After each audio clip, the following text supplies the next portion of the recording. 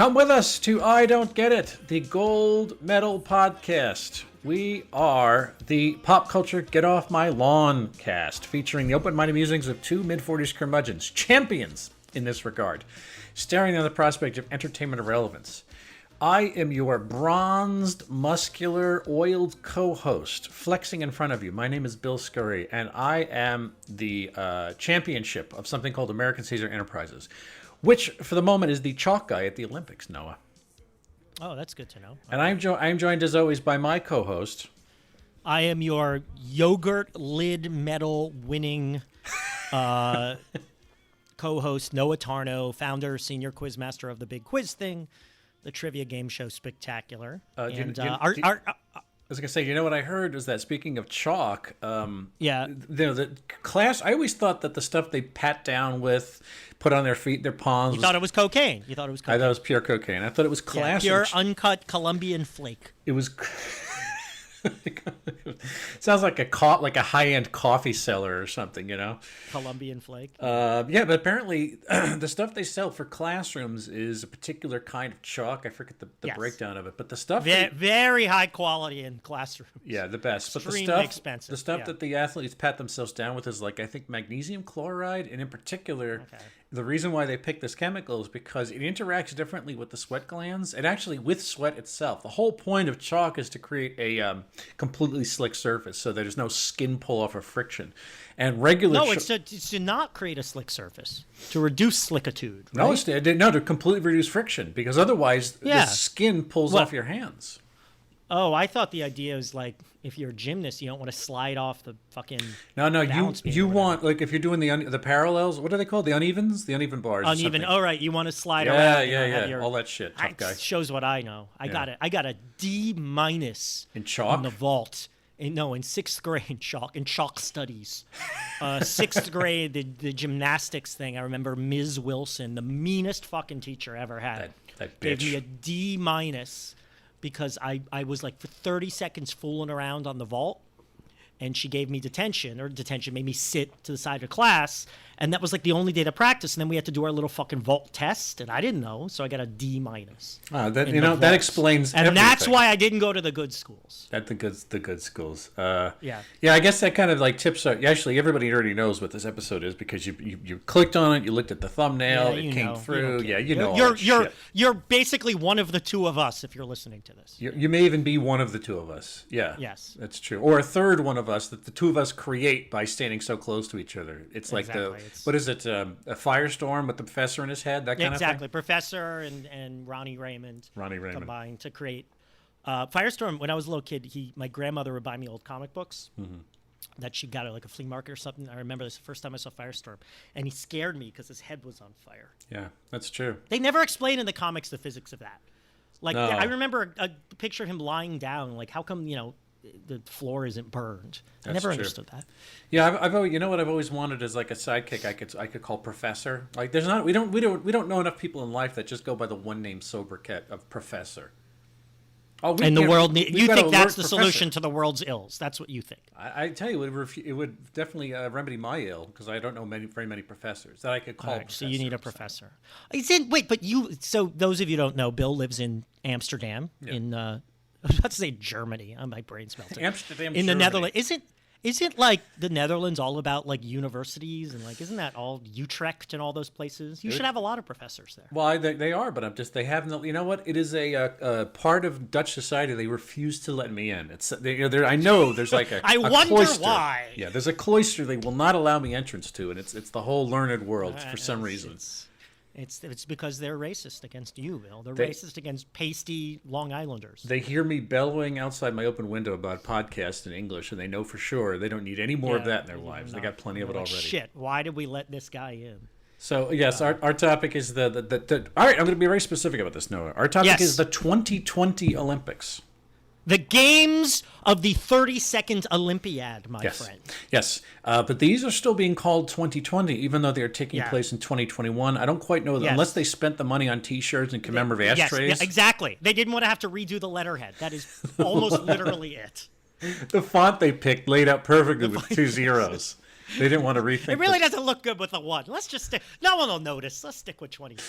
We don't do odd numbers for Summer Olympics, so that's what we're gonna do. So yes, these are the 2020 the 32nd Olympiad, which are currently taking place in Tokyo, Germany, as we know. It began on July 23. It lasts a duration until August 8. Having been postponed from last year to this year, but still named for some reason. I wonder why. Still named after the Annus Horribilis, which seems a ridiculous move, but hey, it's just a bunch of weirdos and infected rapists and whatnot who are in charge of the Olympics these days. But Jesus, man. Oh, we'll get into that.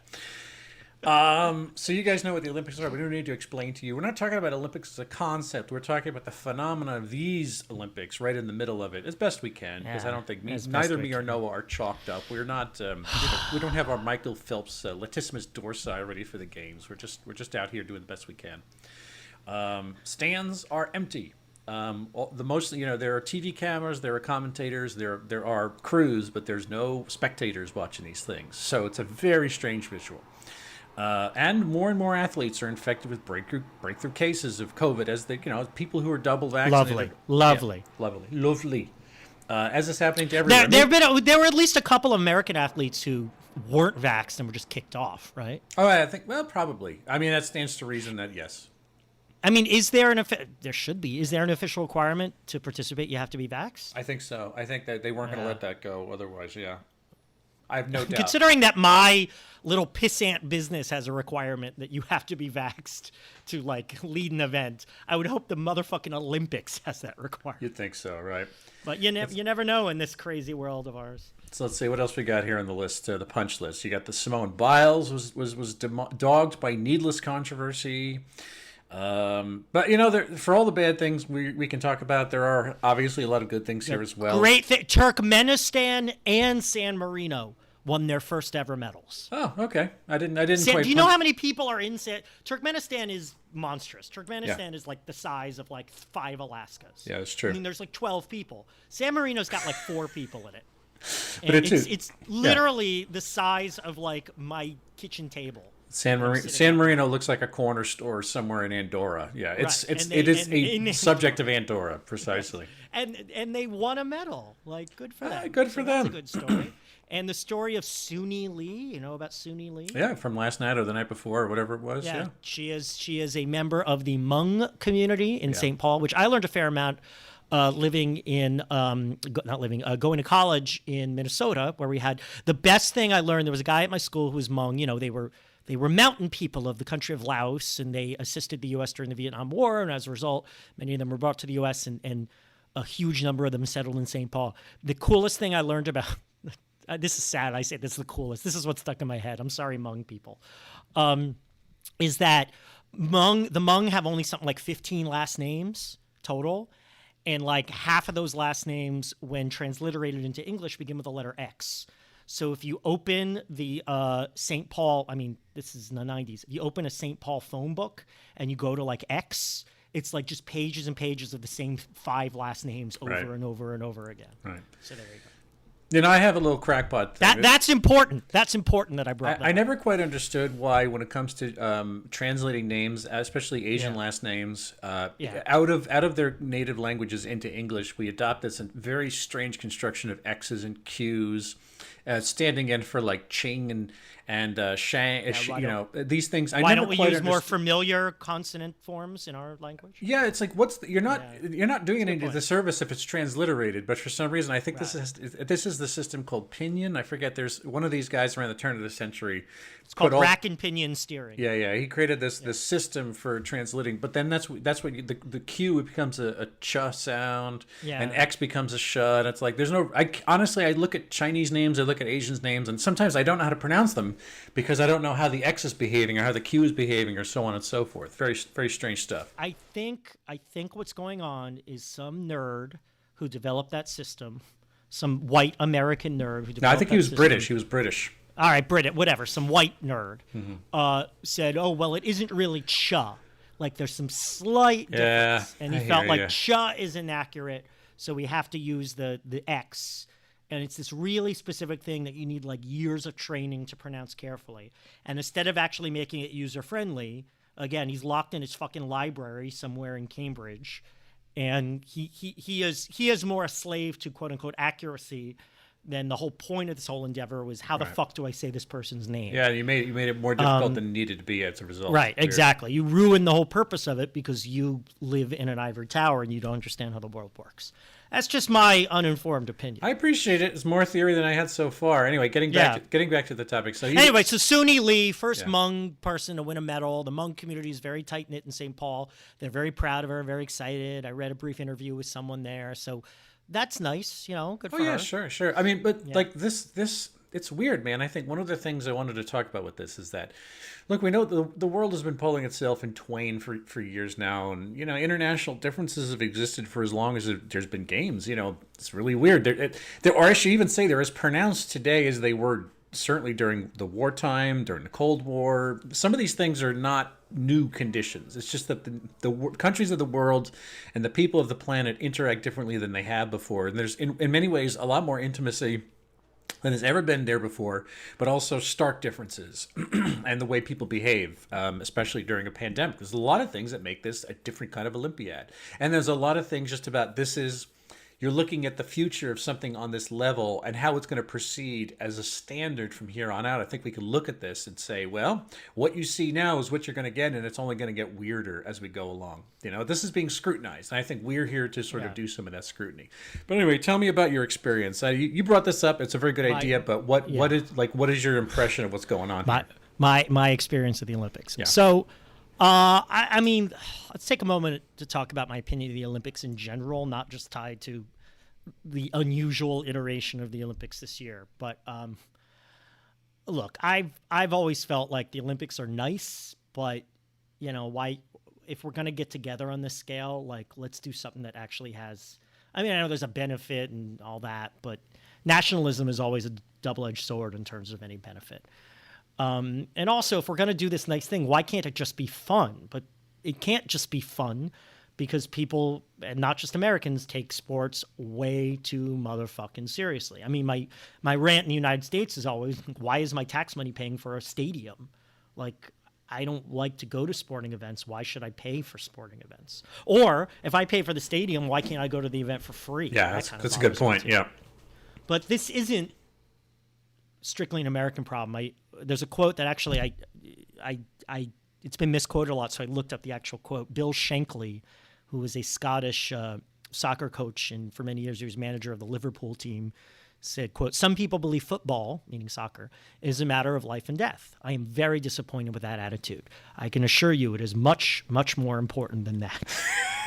And I mean, it's just my point that it's not just Americans and it's not just Western. You sent me those things about China Ooh, right now. Chilling. I mean, basically torturing young people to win gold medals. So, this can't just be fun because humans are humans and we take sports way too motherfucking seriously. I also think the Olympics are a scam in that these countries and these cities trip over each other to host them and they lose money and they're always a mess. And when I lived in Montreal in the early 90s, it was, they had hosted the Olympics in 1976 and they had built a new stadium, the Olympic Stadium, it was still called. And at the time, the Montreal Expos still existed, played there. And the thing was a constant joke in Montreal. It was still falling apart. They were still paying for it. So I actually read an abstract of a scholarly article from the journal World Economics that basically laid out an ironclad proof that the Olympics lose money for everyone. London in 2012, the city brought in about 3.5 billion US in revenues and spent in excess of $18 billion.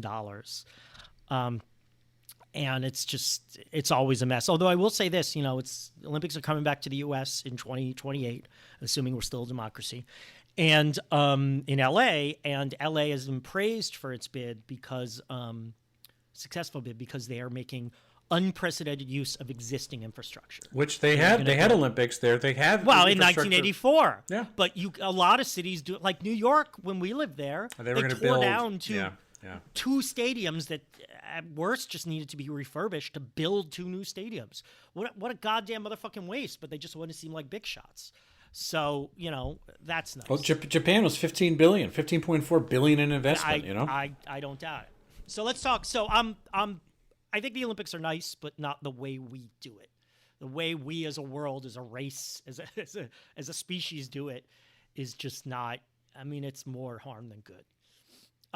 So let's talk of the specific things about this. The Olympics, of course, are scheduled for last year on the regular schedule, and they were holding out hope as long as they could not to reschedule.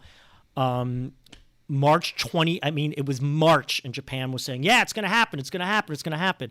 And then I think it all fell apart the last week of March 23rd, Canada and Australia said, we're out. We're not doing it. And I think the next day, Japan pulled the plug at a cost of $5.8 billion to Japan. U.S. No, Japanese dollars. Okay. And the people of Japan never really, they're not on board. Multiple medical organizations in the country have voiced opposition. They said they should have just flat out canceled it. April 2021 opinion poll saw 40% of participants support cancellation of the games. Yeah, man. How about that? 33% support a second postponement. And then, but I'm going to say this, Toyota had canceled all its advertising in Japan because public sentiment was so against it. Apparently, there have been some events where you can hear, because there's no crowd there, you can hear the protests outside. Wow. Right. Although, why are you gathered protesting outside if the whole problem is getting people together? But look, they were in a bind. What the fuck? I guess they could have canceled. They totally could have canceled. But, they canceled twice during World War II, right? Yeah. Have they canceled? There were boycotts, but I think those are the only times it was actually. It has not been canceled in recent memory. No, since 1896. Yeah, this year furlough would have been. Not new territory, just appropriate territory. And I don't think they could have postponed again. The Winter Olympics are coming up in less than a year. So, yeah. So also look, Japan was like here. If you had asked me 2 weeks ago, we're seeing the light at the end of the tunnel. Now I'm not sure, right? Because people are fucking stupid. And Japan's problem isn't so much we won't get vaccinated. It's that, like Europe, like where you are, they made the wrong gamble about vaccines, so the supplies just aren't there. I think they were in a bind. They had to move forward. The public pressure was too strong. Again, people taking Olympics too seriously, the money being thrown at it too strong. I think about the space shuttle blowing up in the 80s was pressure from the fucking White House. President Reagan is giving his State of the Union. He wants to be able to say they're up there. So don't talk to me about another delay. Make it happen. There were a lot of doubts at NASA. We should put this off again. And the pressure was too strong, and they didn't, and it boiled sometimes them all. When that happens, sometimes when that happens, you take the gamble and it works, and sometimes it doesn't, like the Fire Festival. Fortunately, no one died at the Fire Festival. So they crossed their fingers, they went ahead with it, and it's looking like a problem. I think the Olympics, the games, aren't the disaster people thought, but cases in Japan are through the roof. Right now, the Prime Minister of Japan is saying it's not the fault of the Olympics. But athletes are dropping up by the day. They're just once you get a breakthrough infection, you're out back to the hotel room, and then that's it for the rest of the show. The heartbreak, you spend your whole life. Yeah, you're fucked. You get fucked by it. Yeah, and you're fucked by it, and it's that's not your fault. Dude, what people about who won't get vaccinated? Go fuck yourself. What about Sha'Carri Richardson? You read her story? She's the one that got tagged. I did not. She got tagged with that marijuana positive beforehand. Right. Yeah. Okay. That's her. Yes, I didn't. Talk about that's antiquated. Just stupid. That's just that stupid. Is beyond. It's just fucking dumb. Do you remember in 1998, the first year they had snowboarding in the Olympics? There was this snowboarder tested positive for marijuana. Yeah, you think a snowboarder tested positive for marijuana? Bill tests positive for whiskey. Yeah. Even stupider now because marijuana is legal in so many states. Yeah, I realize it's cross national. There's all these weird fucking. Anyway. So that's all a problem. Now let's talk about the other issues with the games. A couple other. You sent me those. This is not just this year, but China. Look, this is going to be the Chinese century, and they're going at it hard, the way China always does. And you sent me those articles, but basically they're farming.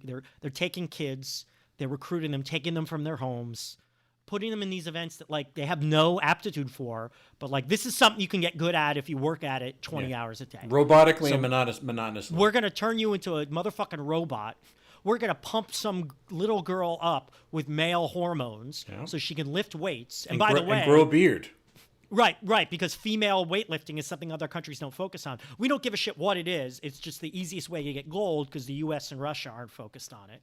And then now she's 25 years old. She wants to have a baby, but she can't because she has a pair of balls growing from her vulva. So I don't think that's so to speak, folks. Yeah, so to speak, manner of speaking. You know, it's to coin a phrase. Yeah. So that's not good.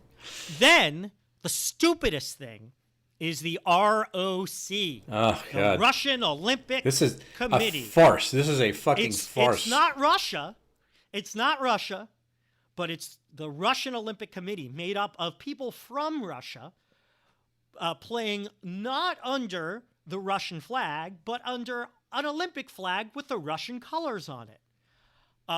So in 2019, Russia got caught doping. The WADA, the World Anti-Doping Agency, caught them doping in the stupidest way, basically like handing drugs through a hole in the wall. And they had to issue some kind of sanction. So they said, sorry, you can't compete for 4 years. No, you can't compete for 2 years. No, you can compete, but you can't be Russia. You got to be the Russian Olympic Committee. When you win, you can't play the Russian theme. You got to play the Olympic theme. It's slap on the wrist understates it. But again, what could they do? Yeah, I mean, I guess they could have fucking banned Russia. So sure. I guess they could have done that. Sure. And then I want to briefly address the Simone Biles thing. So, look, I'm in no position to judge whether she did the right thing. She didn't quit. She didn't run home to mommy the first week of preschool gymnastics class. She worked her fucking ass off to get where she is. So I don't think we can question her toughness, her resilience, and things like that. And if this is a mental health issue, the only one who could judge is she herself and maybe her doctor or her closest intimates or family. So we certainly can't judge. So I feel sorry for her because she did work this hard. I know it's a dream and there's got to be some part that, her heart was broken to let it go. But again, that was her decision. And I guess this is good if it, people say this opens the discussion about mental health. I mean, all right, but as all discussions in America, we can discuss the serious issues, and many of us do, but there's still the roadblock of the 1/3 of the country that refuses to discuss anything of value. So, I don't know if it's changing the discussion will have any effect whatsoever. And we'll keep seeing bad takes like I saw this headline, the Washington Times, which is a piece of shit cult newspaper, saying Simone Biles quitting is the wussification of America. I mean, you want to call her, you can't handle wearing a fucking mask at CVS and you're questioning Simone Biles. Who's already the best of all time, Yeah, go fuck yourself. So I feel sorry for her. I think it's sad, but, look, it's her choice, and I hope she made ultimately the right choice for herself. I hope she doesn't end up regretting it, but it's not for me to say, I guess. There's the anecdotes you said are all great. There's also there was the women's the Norwegian handball team who was fined some ridiculous fee per person for wearing longer than appropriate shorts. They were supposed to wear a bikini cut bottom, and they put on spandex in shorts. Handball. In handball. Oh yeah, because all the guys who jerk off watching handball are really going to be disappointed. And that's someone's fetish though. Rule 34. Come on. That's true. And there's the swimmer guy Ryan Murphy. While he finished in the top 3, I don't know what the fuck distance he swims in, but like minutes after he won a gold or a bronze or silver, whatever the fuck it was, he instantly starts saying, I know that this field, there's doping in this competition. And there was a Russian dude, the Russian dude won the gold, and then they asked the guy with the translator, and it's like, are you doped up? And he says, it's like, I always go for a clean sport.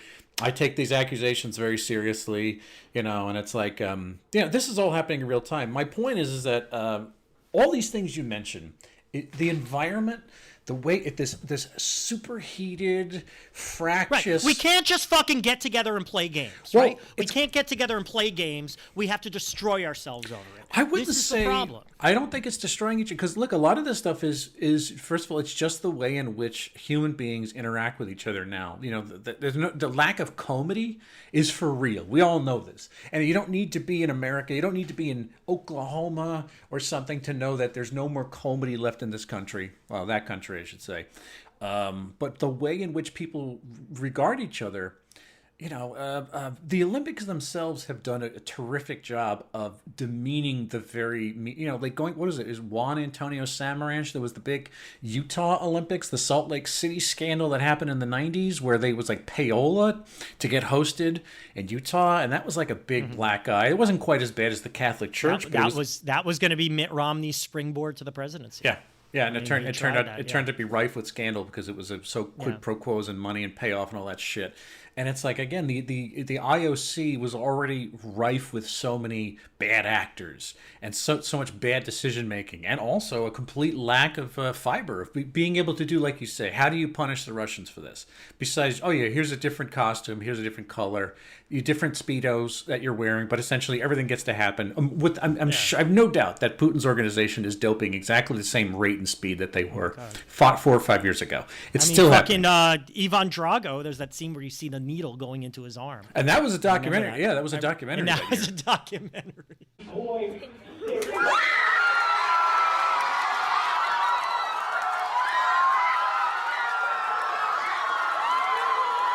So I guess we can ask, why do people love or care about the Olympics?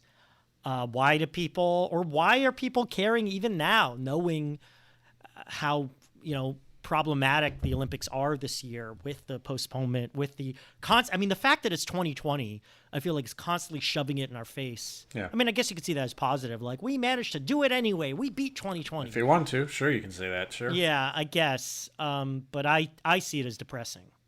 But I don't know why do people care about the Olympics in the first place, and why do they still care now this year, considering everything? I can make a conjecture because I personally don't. I've never cared for the Olympics. I never understood it. I think for me the takeaway from the Olympics is that you're watching a million people do nearly the same identical thing to within an angstrom's difference. And you're somehow supposed to know the difference between, this gainer or this axle or this Salchow or, these movements are so fine and precise, and everyone cracks them off to within, a fraction of a difference. Swimming speeds come down to 1,000th of a second. And it's like, how am I supposed to get excited about the difference which looks like this? I can't. I'm making a gesture to no one on the camera. You guys wouldn't see that, but yes. But my point is, it was very helpful, people. It was very helpful. Yeah, it was a jerk off gesture. That's my point. So I personally never understood it. Just as I don't understand why anyone watches baseball or hell here the fucking football, European football, soccer. I don't get how crazy everyone went for that thing here, but. If I had to make a theory, here's what my notes say. No, it says there is an impression the Olympics had maintained through war and strife, disagreements, that it was an even merit-based playing field. So people get excited about the culmination every 4 years, 2 and 2 for the winters and summers. That years of training get to be sorted out in a Roman Colosseum, if you will, right?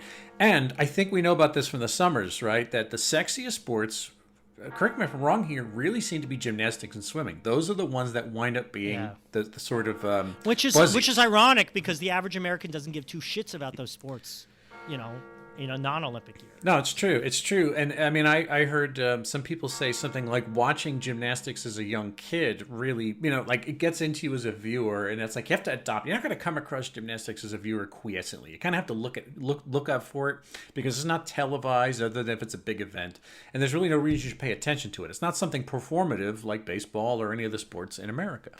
So I mean, it's weird that gymnastics and swimming are the things that kick out. That's like the hero factory. I mean, I guess to some degree in the old days, it is still running too, it's sprinting and things like that. That's where you get your sexiest sort of Olympians come from, those kind of disciplines. And I don't know why in particular those wind up being, but that's you get it. It's a hero mill, and on top of that, you also get this idea that I don't mean to demean your lovely hobby here, Noah, but I also think that these storylines are almost as contrived as Vince McMahon's WWF storylines. There is... Yeah, but my theory why wrestling is the most honest sport. Because they admit it and they lean into it. Yeah, and this doesn't. Yeah. This is, people, as they like to do, you impute these narratives on athletes, when in reality, athletes are just men who have nothing to say. With the rare exception of if you're people who talking popular American sports, they're usually not heroes. They're usually villains, and we're turning villains into heroes. Oh, let's cheer for the fucking at worst date rapist, at best most boring human being you've ever met. Right, exactly. Yeah. Anyway, I don't know. Do you have, that's one of my notes. That's somebody here wrote this in my notes, Noah. Somebody, who knows? An elf snuck in the middle of the night. One of those. What is Dutch folklore? What are the version of little elves or fairies? What are they in well, they Dutch have folklore? a figure. They have a gnome. Brownies? Are brownies Dutch? Gnomes are Dutch? The gnome is called a kabouter. The red-headed gnome. A kabouter, yeah. But I think that's just a fairy tale character. It's not really something they believe in. But where's the country where there's the evil Santa? Not Krampus. Or maybe it's Krampus. Krampus is German. I remember reading about this. I thought it was Netherlands, where like someone sneaks in, puts the kid in a sack, and takes him away. That's Zwarte Piet. Zwarte Piet? Yeah, the Black Pete. Is that Black Pete? And that's Dutch? And he does that? Yes. Have you seen him?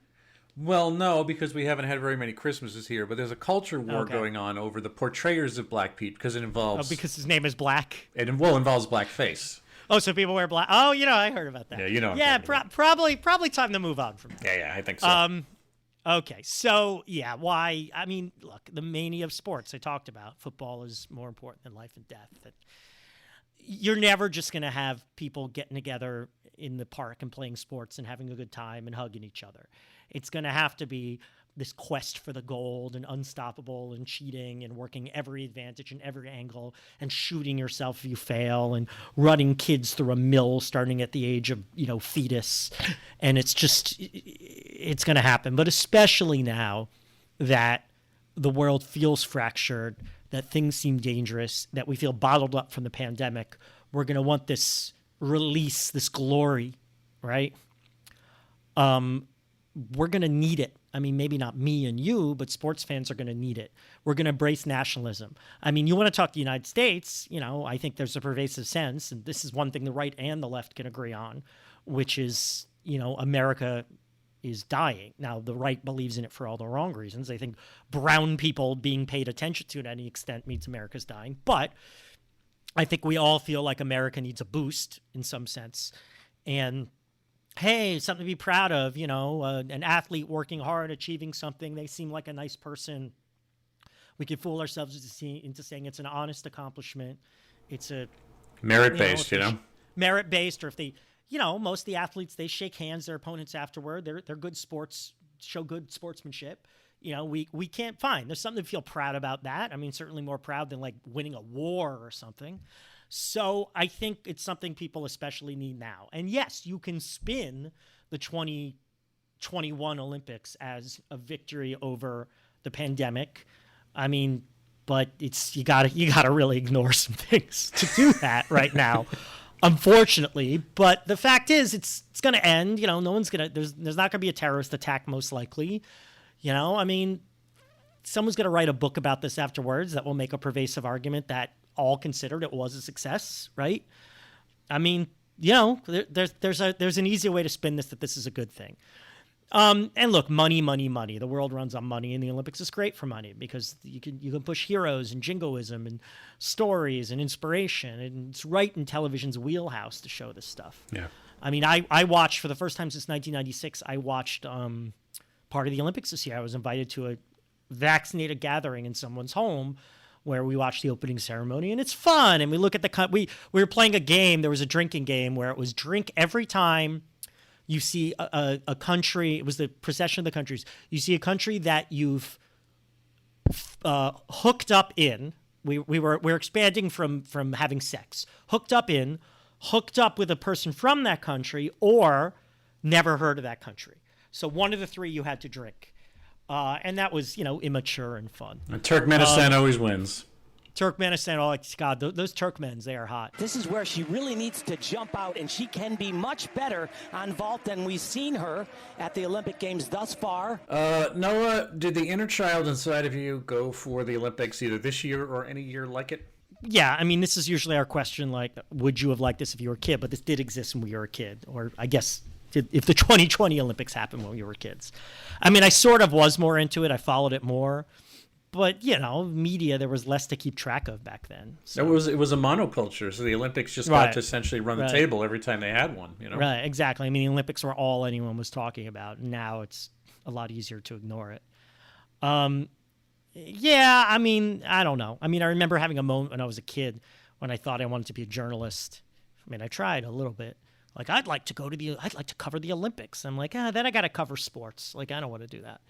Just because I like the idea of country versus country, and I would watch events. And my rule was always, I remember when I was a teenager and I lived in Canada, my rule was if there's like 5 countries competing in a swim race, if Canada's in it, I root for Canada. If the U.S. is in it, I root against the U.S. because I just thought we won too much, so we needed less. But if Canada wasn't in it, I rooted for the most obscure country. So if it was U.S., Germany, and Estonia, Russia, France, and Estonia, I rooted like hell for Estonia. Exactly. So I sort of was more into it. If this had happened, like I talk about this a lot in the show, like I might have waved my grievance flag and said, no, it's bad. It's the Japanese don't want it, and it's causing more coronavirus infections. And Russia, so I'd be more strident in my objections. So I don't know. I was more into the Olympics as a kid, but if specifically Tokyo 2020 had happened when I was a kid, I'd be less into it. Yeah, I never into sports. I've never watched sports. Briefly, I went through, I would say, a decade or so of being a hockey fan, and that was mostly based on playing hockey in school and in high school on Sega Genesis, and sort of it caught on to an actual real viewership.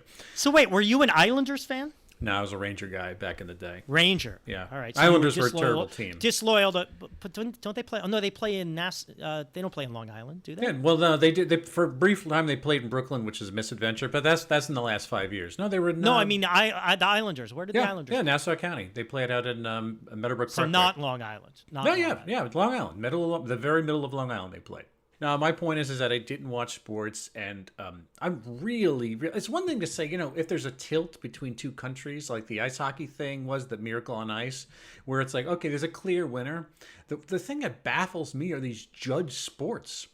I mean, it's so super specious. It is extremely arcane, and like how are those people unbiased? You know what? I watched what's her name, Sunisa Lee's thing from the other day, and I'm like, okay, I honestly have no idea how the person doing the commentating on Peacock is able to somehow ascertain, oh, this is going to be the one. It's like, what does she know? Yeah. How are these judges? Those are frustrated former gymnasts. Or maybe they, yeah, I don't know. But my point is, maybe they're just bullshit artists. I don't know. Like watching a triple gainer or a pike or whatever. It's like, how do you judge this dive is better than that other dive? It's like it is invisible to the human eye. You can slow this thing down, but it doesn't look like anything. If the high speed cameras slow this shit down. And the divers and the gymnasts and everybody they're amazing how ripped they look. No body fat at all. The women haven't had a period yet because they body shut down. What they actually drive themselves for is crazy. Yeah, it's nuts. It's really nuts. Yeah, I don't know, but the weird thing is that I don't get the mythopoetic thing about gymnasts. That is in particular. I mentioned it earlier. There is a particular folklore in America about the gymnast. That tradition of the Mary Lou Retton, of the Dominic Mosiano, of the all these people. This character class of the legendary young 16-year or 15-year-old girl, the Kerry Struggs of the world. Yeah, I'm not taking anything away from it, but it's like, how did that get elevated to this national figure? It just seems so Byzantine and obscure and weird. Don't you think it's a little paternalism with these little girls who we turn into these machines? I mean, their bodies are crazy, and again, why do we value the female gymnast more than the male gymnasts? Yeah, that's true. It's one of the few sports where we seem to care a lot more about the women than the men. There's something a little creepy about that, right? They start out with 125 targets in qualification, 5 rounds shot over 2 days, and then these top 6 shooters have advanced to the finals. Is the Olympics in general, or what's going on with the 2020 Olympics happening in 2021, is that in any way indicative of the end times, the end of days, the denouement of human existence? the dismount of human the existence. dismount into the flames, if you will. Yes. If you will. These Olympics have been rivened and destroyed, like everything else in the world, by turpitude, depravity, greed, negligence, incompetence. And Why do you hate America, Bill? Why? It's not even. Why do I hate the human race? It's the athletes, right? Save the Russians in this case, and whomever. The Russians, I think, stand in as the bad guys for doping. Although I'm sure doping happens on many teams in many different ways, so it's not really just fair to assign all this blame to the Russians, even though the Russians are more obnoxious. They're more profligate. They have less to hide. It's the Putinism, the world of cynicism. That's where this comes from. Putin, I tell you, smart Donald Trump. That's all Putin is. Smart Donald it's Trump. true. It's absolutely true. So the athletes are the ones, who have been aiming their entire lives like a cannon at this flawed TV marketplace, and it's like it's an apocalypse maybe for them in some ways, even though I don't know what Phelps gets up to after he retires, or what Usain Bolt gets up to after he retires. Phelps is depressed. Phelps has openly said he's fucking depressed. He's doing ads for Talkspace. That's cool. I mean, that's great. Yeah. May he be there anyway. I mean, good. He's saying, look, I'm not perfect. He's admitting that there's a dark side. There was this thing that you had the Wheaties box, and you had commentator. All these things were supposed to be laid out for you in the future. But the reality is, it's more like this New York Times article about the Chinese athletes, where it's a factory. And then, you come back to world and you can't integrate again. And you were rubbing somebody in a Shanghai salon, and you used to be, and you're a woman with a beard because you were fed androgen and handfuls. I mean, that's just one example. And that's maybe the most weird example is what the Chinese do in terms of how they, the Chinese render Chinese bodies as property of the state. There is no sense of self to some degree. And I don't think I'm not being a chauvinist, a cultural chauvinist by saying so, because there are Chinese who are in the streets of Hong Kong in the thousands every day saying these practices of the Chinese state overall, ownership of the human body, is untenable, and lacks all dignity and human rights and human freedoms. But I mean, anything I'm describing is not the Olympics. The Olympics is a vessel into which all this stuff is poured. So all the garbage, the contaminants and the impurities and the adulterations are going to be in the Olympics. There's no way to separate the best of us from the worst of us. So it's not the Olympics that are broken. It's the world that's broken. The Olympics, that's the human race. Yeah. Anyway. Yeah. I mean, look, bread and circuses, right? Like, everything's dying, but who's gonna win the gold medal in skeet shooting? So I just think this could be a sign of it, because look, we're not gonna solve our real huge global, and it's not an exaggeration to say global problems. We can't unite on anything because we're too busy leaning into nationalism and playing fucking games and building arenas. Yeah, we don't need. Right, we're not gonna. Weeks. Right, we're not going to solve global warming because, well, we're America and we don't want China to get it. Like, fuck you. Like, we're all going to be in the same fucking ass heap. I mean, sorry to be depressed. It's depressing here. But, like, this just goes to show, like, if we're too busy doing this is why I say the Olympics are nice, but, like, if it were just playing games and cooling off after we do the real work of humanity, then I think it was great, right? But it's not. It becomes instead of doing. Yeah, that's true. We're not doing any of the rope pulling together that we should be doing. Right. Yeah, to earn this at the end of the day. How about we build fucking solar panels on top of every building on the face of the earth, and then take a break and play soccer? Even relatively accessible sports like swimming can cost athletes thousands every year. Those expenses start as a child and only get more expensive over time, costing Olympians and their families hundreds of thousands of dollars in hopes of making it to the Olympic Games. Tell me, Noah, is there any element of jealousy in your opinion of the Olympics? Barely. I mean, I'm a little jealous of the athletes in that I wish I had, great physical skill. I wish I could swim super fast or flip through the air or do spinning beautiful dives. But if I had that ability, I wouldn't be in the Olympics. I'd be using it to fight crime. I'm not jealous. Yeah, for sure. I'm not jealous of, how they tortured themselves to get that far, and they probably feel like a lot of their life passed them by. I'm a little jealous of Simone Biles' courage, because that took a lot, especially as a black woman, I guess. I am not remotely jealous of anyone in charge of running these games, because, like I say, look, maybe it was a mistake to do it, not cancel it, but they were in a tough spot, and I almost certainly would have made the same decisions that they made. I almost certainly would have said, let's go ahead with it, because of the pressure, because of the money, and because A month ago, it looked like, civilized countries were coming out, right? So I would have said, let's fucking do it. Let's win. Let's take the win. We can do this. Let's go for it. Let's fucking do it and be legends, man. I would have said that. I would have made the same decision. Even in good times, running the Olympics has to be a complete nightmare of a headache. So, I'm not jealous of them. This is tough, and I have a lot of sympathy for them. Right. So, not jealous. I'm extremely jealous, and I think the older I get, Yeah. there's some phenomenon of being at the age we are in this perspective, and I mentioned Michael Phelps because I was familiar with him. I don't know what these guys look like this year. Some athletes have different builds depending on what sport. So the swimmers in particular, and the gymnasts, as much as I don't think there's really anything great visual about what they do, nor do I understand it, I have to have so much appreciation for the discipline it takes to maintain that build and a physique, and then what you do with the skills you cultivate with that physique. I mean, their bodies are temples, and fucking my body looks like the Chuck E. Cheese in Paramus for what I do to my body. That's what's amazing. It looks like the Amsterdam Olympic Stadium. It does look like, yeah. So the girls deal with the shutdown menstrual cycle, starvation, handsy coaches, and any number of other indignities. And remind me. Even after all those things, and it's like, tell me that's not the folklore of what is handed down from within these sports, that they know this is what the story. I mean, everyone who does something knows the stories of how horrible it is. And guess what? They do it anyway. I understand they're children. Yeah. I understand to some degree it's, it starts off with this idea that you kind of don't know better because you don't have perspective. However, Simone Biles became inside this crooked body with these terrible people running around it. She still became the greatest of all time. And I don't know what the future holds for her. Like, what does she wind up doing with her life after Olympics? Competitive gymnastics, what does that get you in life? Or what does it get any of these people?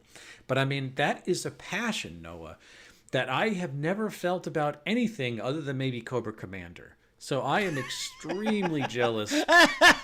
Well, you got to push for that to be an Olympic. Making G.I. Joe memes is on the deck for the 2028 LA games. Yeah, you sidetracked me with that. I get it. But between Chuck E. Cheese and Cobra Commander in a 90-second period, you really did me in, my friend. All right. So Bill, let's talk about it. The Olympian scale. I mean, I think that works here. The Olympian scale relates to the fallopian scale. The Apollonian scale? The Apollonian scale, the Freudian-Glaugian scale. Where if we were to plot on a Cartesian XYZ axis all the topics we talked about in the nearing 200 episode history. That's true. Lurking. I don't get it. Yeah. The pop culture get off my lawn cast. Where does the Tokyo 2020 games of the 32nd Olympiad rank on that scale? Well, this is a big fat whopper to me, directly in the center, because of all the brilliance of individual achievement has kind of been tainted and diluted, right, by a giant grinding gear, which are only satisfied after they pulverized human bones to a fine particulate powder and turned that substance into a soup to be administered to the adherents of Mammon. No. The god of money. That powder is what they chalk themselves up with. It's that powder. True. It's not cocaine. It's the bone dust of former Olympians. Right, and so basically, with this devotional sacrifice, this elder's right to Mammon, the god of money, I would say this is only saved by the brilliance of some competitors. So no, I think I'd equate it with This Is Us.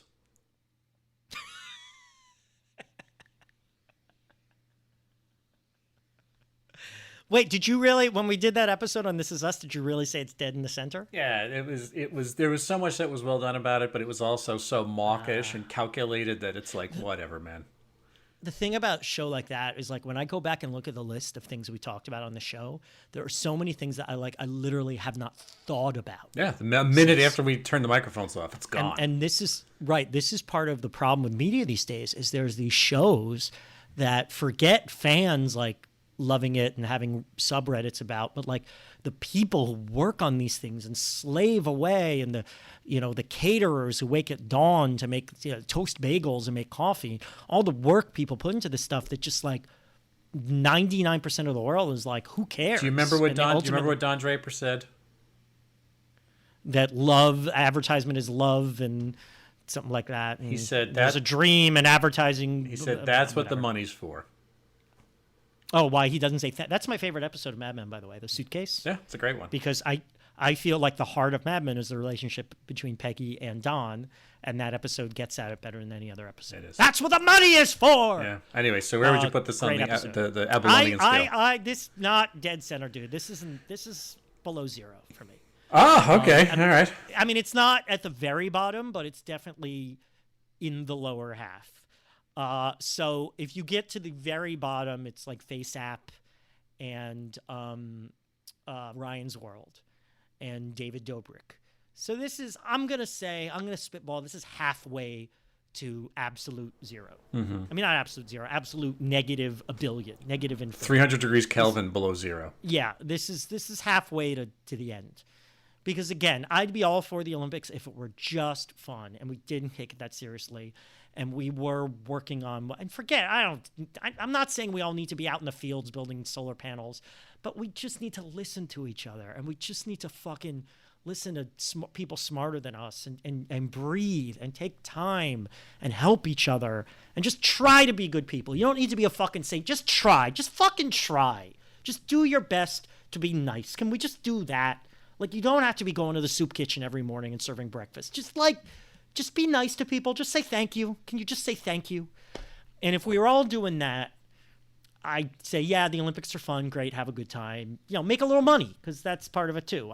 My job isn't, I'm not tending to the lepers in India, but I just think it becomes a stand-in for everything good, and it's twisting the spirit of sportsmanship into just utter trash. And especially this year where we're just falling down a cliff. It's just a reminder. It might not be pushing us down the cliff, but it's a reminder. I feel like I'm not happy about it. You could have said the same thing after the '72 Munich Olympics. You know what I mean? Talk about a big fuck you from fate right there, man. Yeah, but that was all right. To the extent I understand, and I saw the Spielberg movie, and I learned about it in Hebrew school. And I visited the Olympic site. I went to the village and everything. I don't think I did. I went to Munich. I don't think I did. So I think that was one specific problem. A problem, right? The Middle Eastern crisis. But now we're talking about a world issue, right? So I feel like it's a bigger problem here. So it's a little more harrowing. But again, I wasn't there. I haven't read books, any of the thousands of books written on it. So throw my opinion down the dumpster if you will. Well, I was there, and you can take my word for it because I remember everything. Me and Cosell and Jim Nance were there. So yes, Bill is outing himself as a member of Black September when he was negative 3 years old. Well, everybody, if you'd like to find past episodes of our show, as we do near 200 episodes, we're going to have a big... Yeah, I guess just a big regular episode is what we're going to do to celebrate 200, pretty much. A big another episode is what we're going to have. A big another episode. It will be a spectacular. By the way, we're not. Here's what I hate. I hate when it's like a 200th episode and people say our 200th anniversary episode. No, it's not your 200th anniversary. That's ridiculous. We did not start the show in the year 1821. Okay? It was among the first podcasts that year, though, recorded on wax cylinder. Yeah. Yes, exactly. I don't think. Yeah. No, I don't think. Under who was president in 1821? Was it still Monroe? Was it Quincy Adams? I really should fucking know this. It was Monroe. It was James Monroe. Monroe Ficus. Jim J. Bullock from Too Close for Comfort. Gotcha. Exactly. So our episodes are on Spotify, Apple Podcasts, SoundCloud, Google Play, and Stitcher. Tweet to us at Noah and Bill Show. Write to us, noahandbilldon'tgetit@gmail.com. I'm on Twitter at William Scurry, piping off on hot takes on Olympians' bodies. That's my purview. That's my beat. And I'm my stuff is on YouTube, youtube.com/amcaesar. Noah, take it away. I am all about the Big Quiz Thing. BigQuizThing.com, America's premier providers of live trivia events for corporate and private parties. And still going with the virtual events, but in-person events are back to an extent. We've done a few already. Safe, awesome, fun, professional. BigQuizThing.com. Our new website is up any day now. Learn more, get in touch. Follow us on Twitter and Facebook at Big Quiz Thing. And, trivial times demand trivial trivia. Well, everybody, until our next gold medal winning episode, we don't get it. A production of American Caesar Enterprises 2021.